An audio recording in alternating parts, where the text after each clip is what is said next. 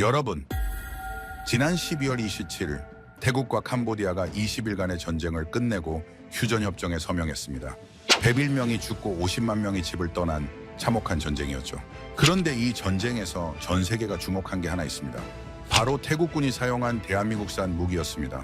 한국에서 들여온 정밀 유도 폭탄 KGGB와 훈령이 T-50PTH가 캄보디아군을 완전히 제압해버렸죠. 반면 캄보디아가 믿었던 중국제 무기들은 전쟁터에서 줄줄이 고장이 났습니다.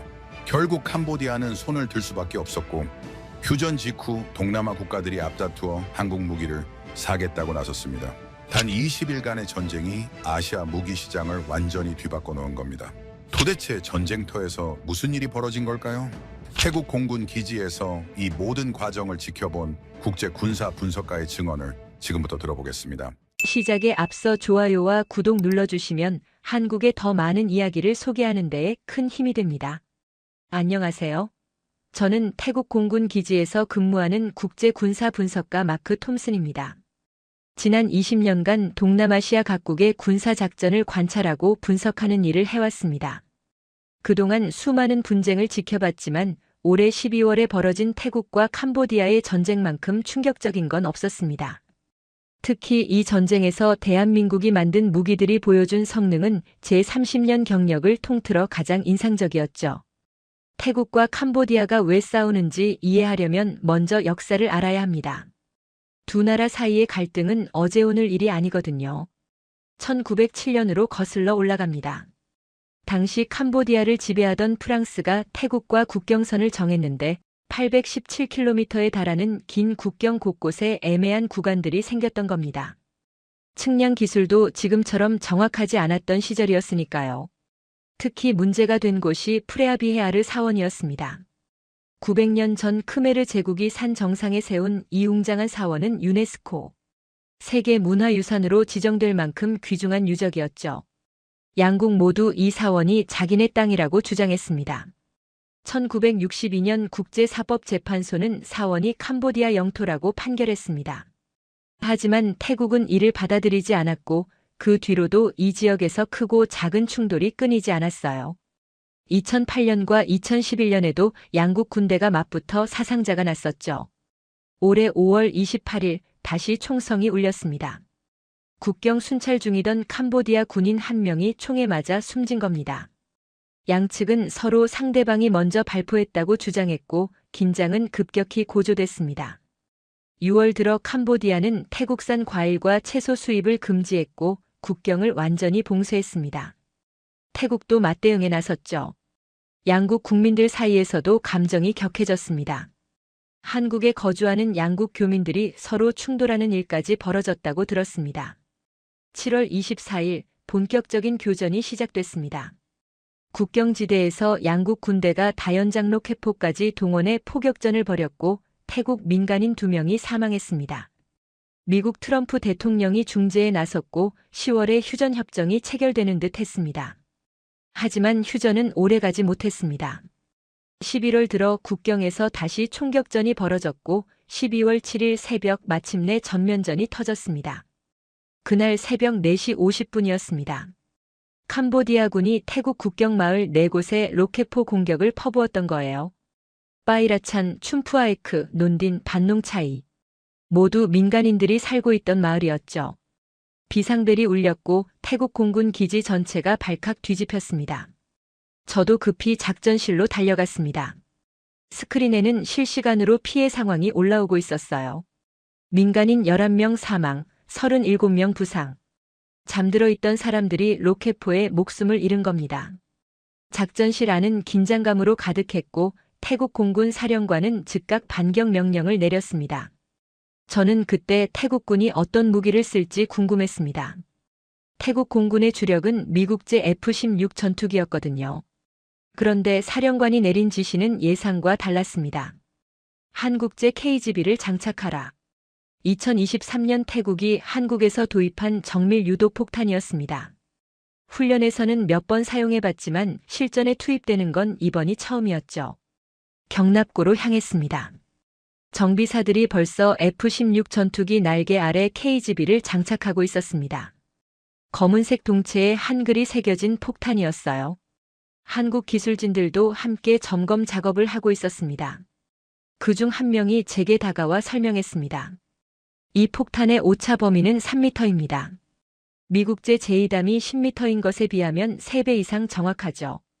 정말 그럴까 하는 의구심이 들었습니다. 아무리 훈련에서 좋은 성능을 보였어도 실전은 다르니까요. 게다가 한국제 무기를 실전에서 쓰는 건 태국군으로서도 처음이었습니다. 하지만 다른 선택지는 없었습니다. 캄보디아군이 국경지대에 배치한 로켓포 기지들을 정밀 타격해야 했고 제2담으로는 오차 범위가 너무 컸거든요. 전투기들이 차례로 이륙했습니다. 새벽 하늘을 가르며 북동쪽 국경으로 향하는 F-16 편대를 지켜보면서 저는 생각했습니다. 한국 무기가 정말 통할까? 그 의문은 몇 시간 후 완전히 사라졌습니다. 첫 번째 공습 결과가 들어왔거든요. 목표물 8곳 중 8곳 모두 정확히 명중. 오차 범위는 평균 2m 이내였습니다. 한국 기술진이 말한 3m보다 오히려 더 정확했던 겁니다. 저는 그때 깨달았습니다. 대한민국의 무기 기술이 이 정도 수준인지 전혀 몰랐다는 걸요. 30년 가까이 군사 분석가로 일하면서 미국, 러시아, 유럽의 무기들은 많이 봤지만 한국 무기가 이렇게 정확할 줄은 상상도 못했습니다. 그날 하루에만 태국 공군은 캄보디아군 주요 시설 23곳을 타격했고 모두 성공적이었습니다. 탄약고, 로켓포 기지, 지휘소들이 차례로 무력화됐죠.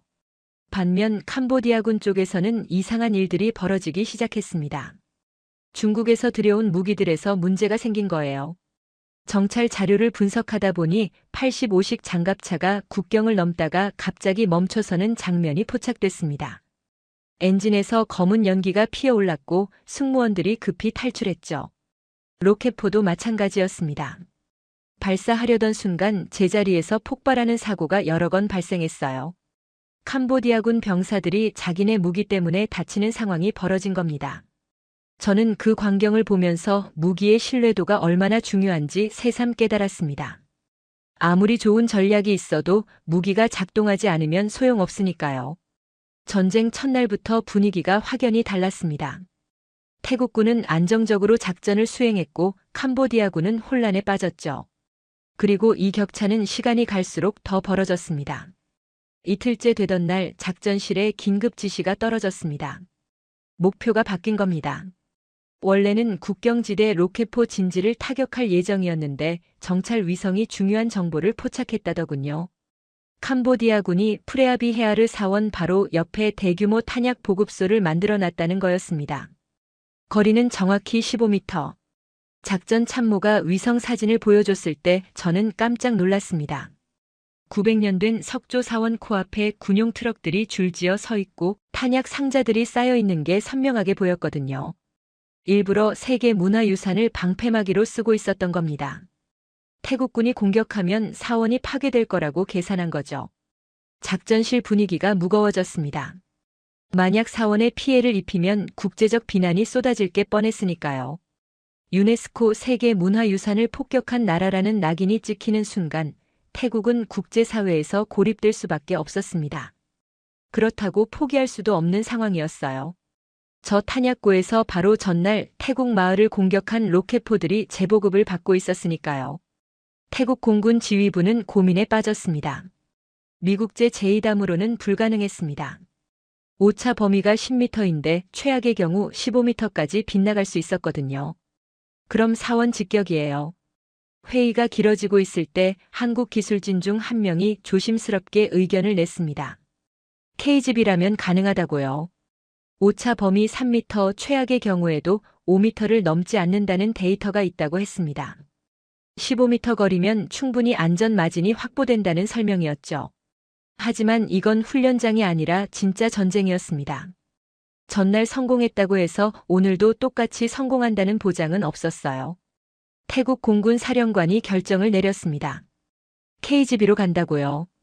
편대가 출격했고 저는 작전실에서 실시간 영상을 지켜봤습니다.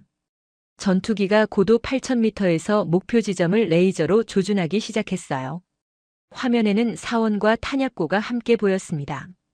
둘 사이의 거리가 얼마나 가까운지 실감이 났죠. 폭탄이 투하됐습니다. 17초간 낙하하는 동안 작전실 안은 숨소리조차 들리지 않을 만큼 조용했습니다. 모두가 화면만 응시하고 있었어요. 폭탄의 유도 날개가 미세하게 움직이면서 궤도를 수정하는 게 보였습니다. 목표 지점을 정확히 향하고 있었죠. 그리고 섬광이 번쩍였습니다. 폭발 지점을 확인하는 순간 작전실에서 환호성이 터져 나왔습니다.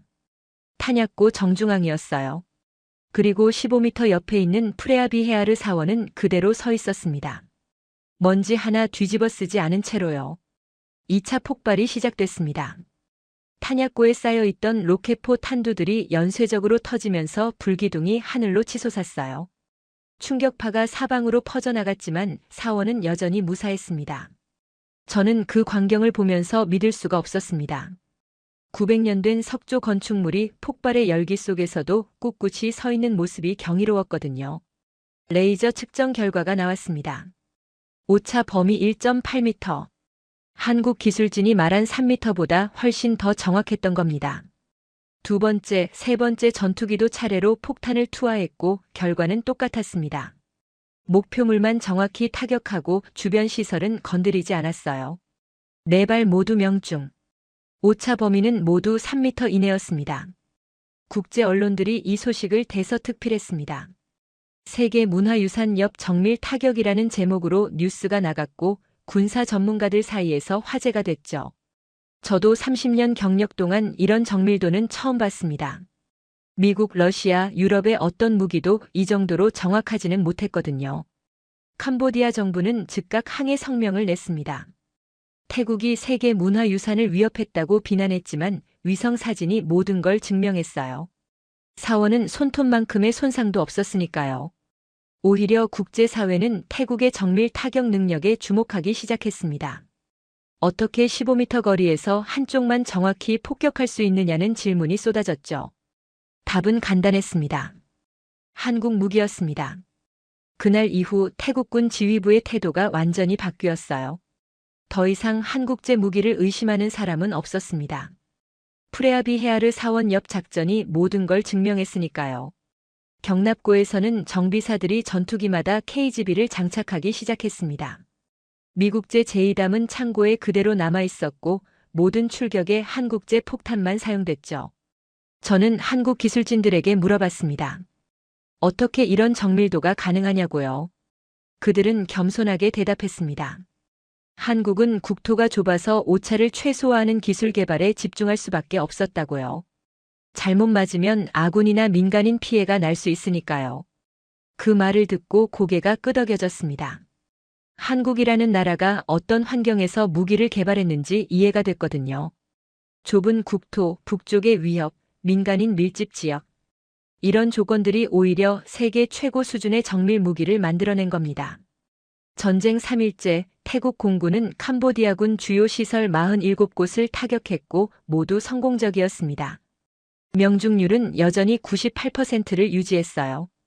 반면 캄보디아군 쪽에서는 계속 이상한 소식들이 들려왔습니다. 중국제 무기들이 줄줄이 고장나고 있다는 거였죠. 격차는 시간이 갈수록 더 벌어지고 있었습니다.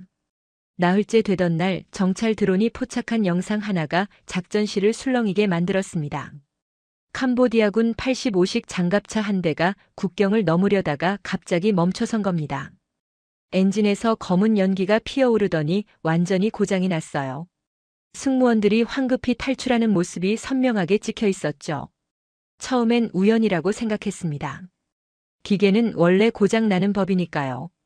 그런데 이틀 뒤 더 충격적인 장면이 포착됐습니다. 캄보디아군이 로켓포를 발사하려는 순간이었어요. 발사대에서 갑자기 폭발이 일어난 겁니다. 로켓포가 제대로 발사되지 않고 발사대 안에서 터져버렸던 거죠. 캄보디아군 병사 5명이 그 자리에서 목숨을 잃었습니다. 정보부에서 분석 보고서를 올렸습니다. 캄보디아군이 운용하는 중국제 무기들에서 연이어 오작동이 발생하고 있다는 내용이었어요. 85식 장갑차 엔진 고장률이 심각했고 로켓포 자폭 사고도 여러 건 일어났습니다. 전차 통신 장비도 먹통이 되는 경우가 많았죠. 숫자를 보고 놀랐습니다. 작전 중 중국제 무기 고장률이 30%를 넘어가고 있었거든요. 셋 중 하나는 제대로 작동하지 않는다는 뜻이었습니다. 반면 태국군이 사용하는 한국제 KGB는 어땠을까요? 80발 넘게 투하하는 동안 단 한 번도 오작동이 없었습니다. 고장률 0%였어요. 전쟁에서 이건 치명적인 차이였습니다. 일주일째 되던 날 제가 직접 목격한 장면도 있었습니다. 캄보디아군 진지를 정찰하던 중이었는데 그들의 통신 장비가 작동하지 않는 게 확인됐어요. 부대 간 연락이 안 되니까 지휘 체계가 완전히 무너진 겁니다. 병사들이 우왕좌왕하면서 수신호로 의사소통하는 모습이 레이더에 잡혔죠.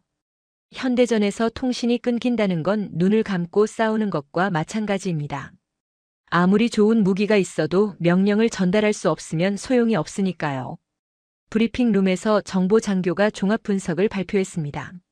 전쟁 시작 일주일 동안 캄보디아군의 중국제 무기 고장률이 평균 34%에 달한다고 했어요. 장비 3개 중 하나는 제대로 작동하지 않는다는 뜻이었죠. 반대로 태국군이 사용하는 한국제 무기는 달랐습니다. KGB 명중률 98%, 고장률 0%. 숫자가 모든 걸 말해줬어요. 저는 그동안 군사 분석가로 일하면서 중국제 무기들을 많이 봐왔습니다.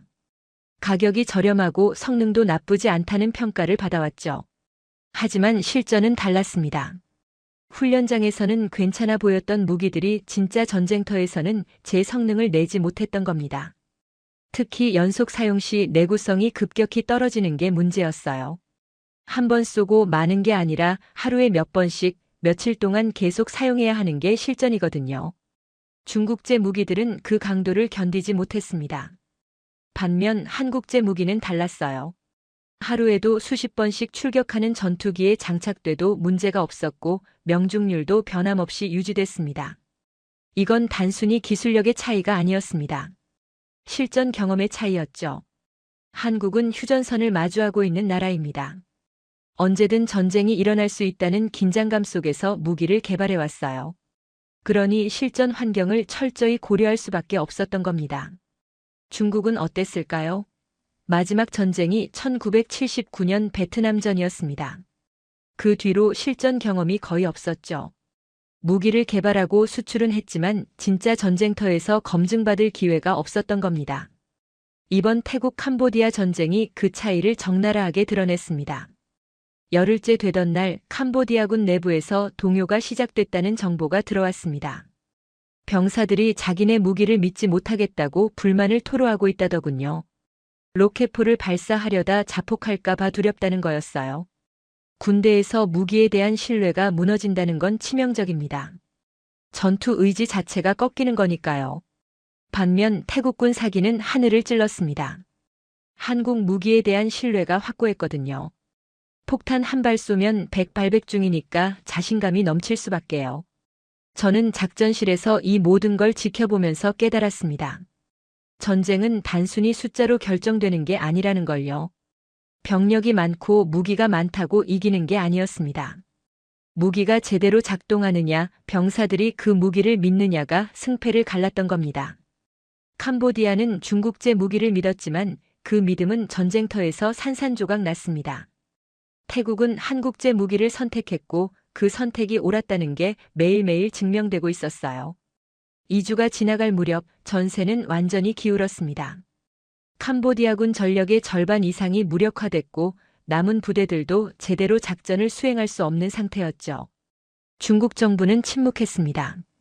자국 무기의 신뢰도가 바닥으로 떨어지는 걸 지켜볼 수밖에 없었어요. 동남아 국가들도 주목하기 시작했습니다. 중국제 무기의 실전 성능이 이 정도밖에 안 된다는 게 만천하에 드러난 거니까요.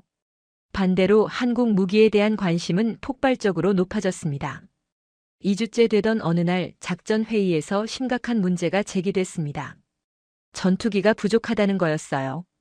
태국 공군의 F-16은 총 18대였습니다. 그중 항상 작전 가능한 건 14대 정도였고 나머지는 정비 중이거나 대기 상태였죠. 2주 동안 하루 평균 30번씩 출격했으니 기체당 하루 2번 이상 날아간 셈이었습니다. 조종사들도 지쳐가고 있었어요. 제대로 잠을 잔 날이 며칠 안 됐고 출격하고 돌아오면 다시 임무 브리핑 받고 또 출격하는 패턴이 반복됐거든요. 편대장이 말했습니다. 이 속도로 가면 조종사들이 먼저 쓰러질 거라고요. 기체도 한계에 도달하고 있다고 했죠. 사령관이 물었습니다. 해결 방법이 있느냐고요. 회의실에 무거운 침묵이 흘렀습니다. 전투기를 급히 더 들여올 수도 없고 조종사를 단기간에 양성할 수도 없었으니까요. 그때 작전 참모가 조심스럽게 의견을 냈습니다. 경납고 한쪽에 세워둔 한국산 훈련기들을 투입하면 어떻겠냐고요. T-50이라는 기종이었습니다. 신입 조종사들 교육용으로 써왔던 기체였죠. 처음엔 말도 안 된다는 반응이 나왔습니다. 훈련기를 전투에 투입한다고요? F-16 같은 제대로 된 전투기도 부족한 판에 훈련기로 싸우라는 겁니까? 하지만 한국 기술진이 설명하기 시작했습니다. T-50은 단순 훈련기가 아니라 경공격기로도 설계됐다고요. 최대 속도가 음속의 1.5배이고 전투 행동 반경이 1000km에 달한다고 했습니다. 무장 탑 재량도 4.5톤이나 됐어요. 스펙만 놓고 보면 경전투기와 비슷한 수준이라는 설명이었죠. 그리고 가장 중요한 건 KGB를 장착할 수 있다는 점이었습니다.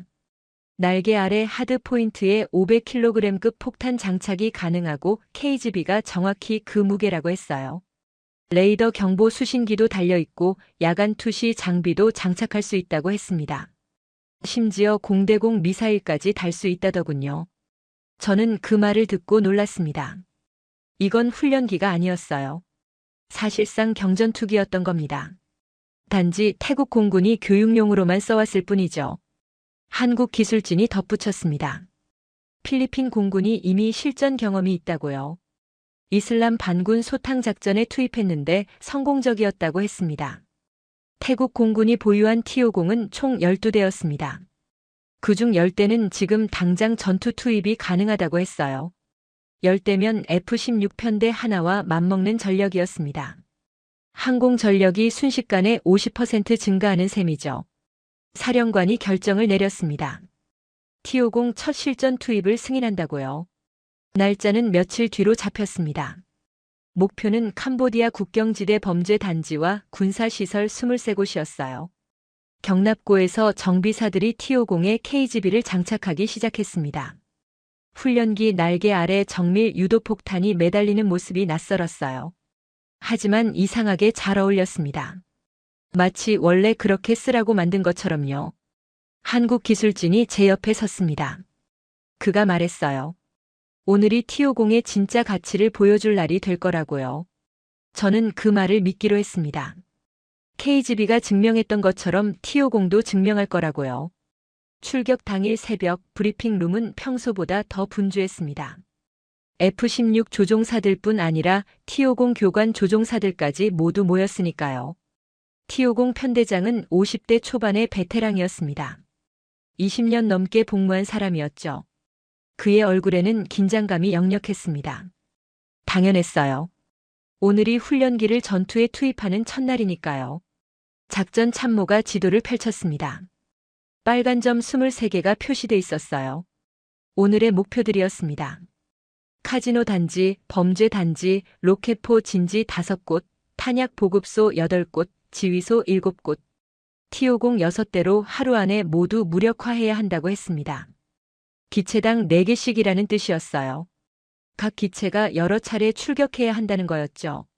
1차 출격으로 폭탄 2발 투하 귀환해서 재무장 다시 출격. 이 패턴을 반복하면 된다고 했습니다. 저는 속으로 계산했어요. 기체당 최소 3회에서 4회 출격, 총 출격 횟수는 20회 정도. 하루 만에요. 이건 F-16으로도 빡빡한 스케줄인데 T-50으로 가능할까요? 한국 기술진이 자리에서 일어났습니다. T-50 엔진은 연속 출격에 최적화돼 있다고 했어요. 정비 시간이 F-16보다 30% 짧다고 했습니다. 브리핑이 끝나고 경납고로 이동했습니다. T-50 6대가 이미 정비를 마친 상태로 대기하고 있었어요. 하얀색과 파란색 도색, 날개 아래 매달린 KGB. 훈련기가 아니었습니다. 완전히 전투기였어요. 조종사들이 차례로 조종석에 올라탔습니다. 헬멧을 쓰고 안전벨트를 매고 계기판을 점검했죠. 엔진 시동 소리가 경납고에 울려 퍼졌습니다. T-50 6대의 엔진이 동시에 돌아가기 시작했어요.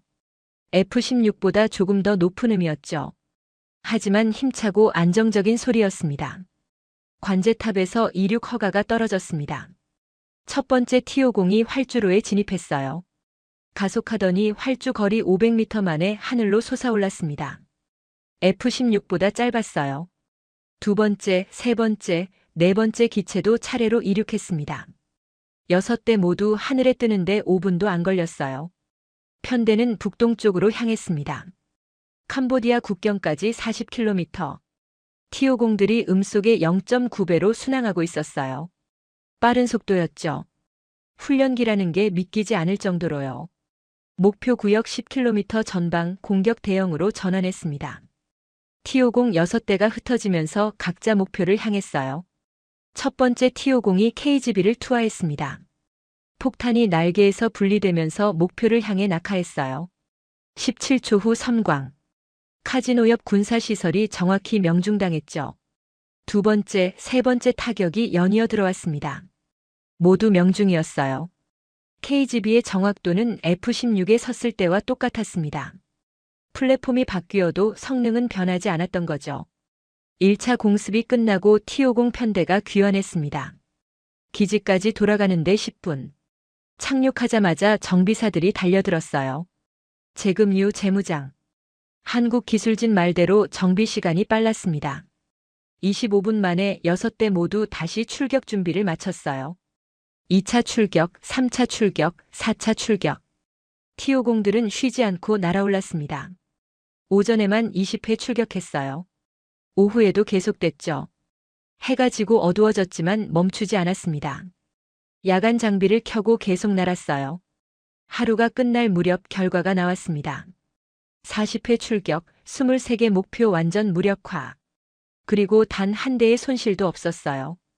경미한 피해조차 없었습니다. 마지막 편대가 귀환했습니다. 편대장이 조종석에서 내리면서 헬멧을 벗었어요. 그의 얼굴에는 땀이 흥건했지만 미소가 번졌죠. 사령관이 활주로로 나왔습니다. 악수하면서 말했어요. 훈련기가 전쟁을 바꿨습니다. T-50이 성공을 거둔 다음 날 작전 목표가 조금 특이해졌습니다. 이번에는 군사시설이 아니라 카지노와 범죄 단지들이 주요 타격 대상이었거든요. 오스막과 포이펙, 캄보디아 국경지대에 있는 대규모 카지노 단지들이었습니다. 처음 들었을 때 의아했어요. 왜 민간 시설인 카지노를 폭격하냐는 거였죠. 하지만 태국 정보부가 올린 자료를 보고 이해가 됐습니다. 이 카지노들은 겉으로만 민간 시설이었어요. 실제로는 캄보디아군 군사기지로 쓰이고 있었던 겁니다. 위성 사진을 보니 카지노 건물 뒤편에 자폭 드론들이 줄지어 보관돼 있었습니다. 로켓포 발사대도 숨겨져 있었고요. 심지어 일부 건물은 아예 지휘소로 쓰이고 있었어요. 태국 측 주장에 따르면 이 단지들에서 저격수들이 국경을 넘어 태국 마을을 공격하고 있다고 했습니다. 국제법상 군사시설로 쓰이는 곳은 민간시설이라도 공격 대상이 될 수 있었습니다. 하지만 문제가 있었어요. 카지노 건물 자체를 폭격하면 민간인 피해가 날 수 있다는 거였죠. 태국 정부는 신중하게 접근했습니다.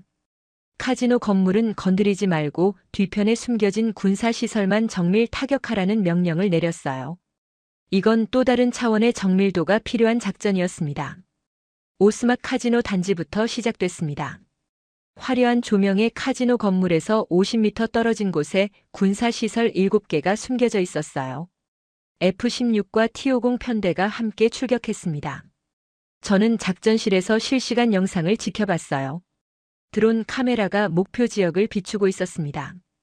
카지노 건물은 여전히 불이 켜져 있었고 사람들이 드나들고 있었어요. 그 뒤편 50m 거리에 군용 트럭들이 줄지어 서 있었죠. KGB가 투하됐습니다. 첫 번째 폭탄이 정확히 드론 보관소를 타격했어요. 2차 폭발이 일어나면서 자폭 드론 48대가 한꺼번에 터졌습니다. 불기둥이 치솟았지만 50m 앞 카지노 건물은 멀쩡했어요. 두 번째, 세 번째, 네 번째 폭탄도 차례로 떨어졌습니다. 로켓포 발사대, 탄약 창고, 지휘 벙커가 연달아 파괴됐죠. 7발 모두 정확히 명중했고 카지노 건물에는 유리창 하나 깨지지 않았습니다. 포이펫 범죄 단지도 마찬가지였어요. 이곳은 보이스피싱과 온라인 사기 조직들이 모여 있는 곳으로 악명 높았습니다. 한국인들도 많이 피해를 당한 곳이었죠. 태국 정보부는 이 범죄 단지가 캄보디아군에게 돈을 대주는 대신 군사적 보호를 받고 있다고 분석했어요. 실제로 위성 사진을 보니 범죄 단지 건물들 사이에 로켓포 발사대 3기가 배치돼 있었습니다. T-50 편대가 KGB 6발을 투하했어요. 로켓포 발사대 3개, 탄약 트럭 5대, 통신시설 하나가 차례로 파괴됐습니다. 정밀도가 놀라웠어요. 건물과 건물 사이 좁은 공간에 있는 군사 장비만 골라서 타격한 겁니다. 범죄 단지 건물들은 손상 하나 없이 그대로 서 있었어요. 작전이 끝나고 태국 정부는 폭격 영상을 공개했습니다. 국제사회에 보여주기 위해서였죠. 태국군은 민간 시설을 공격하지 않았고 오직 군사 목표물만 정밀 타격했다는 걸 증명하기 위해서요. 영상이 공개되자 반응이 엇갈렸습니다. 인권단체들은 카지노와 범죄 단지라도 민간 지역 인근 폭격은 위험하다고 비판했어요. 하지만 군사 전문가들은 다른 반응을 보였습니다. 이 정도 정밀도면 부수적 피해를 최소화하면서도 군사 목표를 달성할 수 있다고 평가했죠. 특히 주목받은 건 한국 무기였습니다.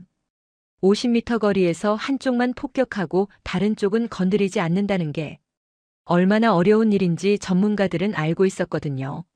미국제 무기로도 이런 정밀도는 달성하기 어렵다는 분석이 나왔어요. 캄보디아 정부는 즉각 항해 성명을 냈습니다. 태국이 민간 지역을 무차별 폭격했다고 주장했죠. 하지만 위성 사진과 드론 영상이 모든 걸 증명했습니다. 카지노와 범죄 단지 건물들은 멀쩡했고 오직 군사시설만 파괴됐어요. 국제사회도 점차 태국 편을 들기 시작했습니다. 캄보디아가 민간 시설을 군사기지로 악용했다는 증거가 명백했으니까요. 며칠 동안 계속된 작전으로 국경지대 카지노와 범죄 단지에 숨겨진 군사시설들이 거의 다 무력화됐습니다. 자폭 드론 100대 이상, 로켓포 발사대 15기, 탄약 보급소 20곳이 사라졌어요. 캄보디아군 입장에서는 치명적이었습니다. 국경 공격의 전진 기지를 잃은 셈이었으니까요. 저는 작전실에서 이 과정을 지켜보면서 감탄했습니다. 한국 무기의 정밀도가 아니었다면 불가능한 작전이었거든요. 조금이라도 오차가 크면 민간 시설이 파괴됐을 테고 그랬다면 태국은 국제적 비난을 받았을 겁니다. 하지만 KGB는 해냈어요. 50m 거리에서 한쪽만 정확히 타격하는 기적을 보여줬죠. 이 작전 이후 태국군에 대한 국제사회의 시선이 바뀌었습니다. 무차별 폭격이 아니라 정밀 타격을 하는 프로페셔널한 군대라는 평가를 받기 시작했어요. 그리고 그 뒤에는 한국 무기가 있었습니다. 전쟁 2주째가 넘어가면서 캄보디아군 쪽에서 이상한 움직임들이 포착되기 시작했습니다. 정찰 드론이 찍은 영상을 보니 국경지대에 배치됐던 부대들이 후방으로 이동하고 있었어요. 처음엔 전술적 재배치인 줄 알았습니다. 공격받은 지역에서 물러나 새로운 방어선을 구축하는 건 흔한 일이니까요. 그런데 규모가 심상치 않았어요. 부대 하나 둘이 아니라 국경 전역에서 동시다발적으로 철수가 일어나고 있었습니다. 정보부에서 긴급 보고를 올렸어요. 캄보디아 사령부가 국경 부대들에게 20km 후방으로 철수하라는 명령을 내렸다는 겁니다. 통신 감청으로 확인된 내용이었죠. 작전실이 술렁였습니다. 20km 후퇴라는 건 단순한 전술 조정이 아니었어요. 사실상 전선을 포기한다는 뜻이었거든요. 정보 장교가 상황을 분석했습니다. 2주간의 전투로 캄보디아군 탄약 보급소의 87%가 파괴됐다고 했어요. 로켓포 전력은 76%가 손실됐고요. 국경 지휘소들도 완전히 마비 상태였습니다. 더 이상 전쟁을 계속할 능력이 없다는 판단을 내린 거였죠. 저는 그 숫자들을 보면서 놀랐습니다. 단 2주 만에 전력의 절반 이상을 잃었다는 게 믿기지 않았거든요. 하지만 매일 작전실에서 지켜본 결과를 생각하면 이해가 됐어요. 태국군은 하루도 쉬지 않고 KGB로 캄보디아군 시설들을 정밀 타격했습니다. F-16과 T-50이 번갈아가며 출격했고 명중률은 계속 98%를 유지했어요. 2주 동안 투하한 KGB가 150발이 넘었습니다. 그중 150발 이상이 목표를 정확히 타격했죠. 오차 범위는 평균 2.5m였어요. 반면 캄보디아군은 어땠을까요?